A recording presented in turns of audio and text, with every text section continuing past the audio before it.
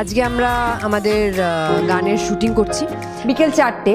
আমরা শ্যুট করতাম হলো পরের দিন ভোর 6টা অবধি। হাইয়েস্ট শ্যুট করেছি, বাট এটা বলতে পারি শ্যুটটা খুব ভালো হয়েছে। এবার তুফান সিনেমাতে প্রথমবারের মতো শাকিব খানের সাথে জুটি বেঁধে অভিনয় করেছেন কলকাতার জনপ্রিয় নায়িকা মিমি চক্রবর্তী। তুফান সিনেমাটি কুরবানি ঈদে রিলিজ দেওয়ার জন্য খুবই দ্রুত একটানা শুটিং চলছে। আজ তুফান সিনেমার একটি রোমান্টিক গানের শুটিং চলছে বালুচরে। সিনেমার পরিচালক রায়হান রাফি তিনি তুফান সিনেমাতে কোনো রকম খুঁত রাখতে চান না, এজন্য খুব নির্ভুলভাবে শুটিং করাচ্ছেন।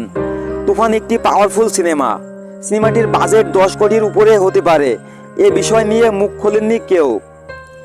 সিনেমাটির ইনকামের টার্গেট করা হয়েছে 100 কোটি।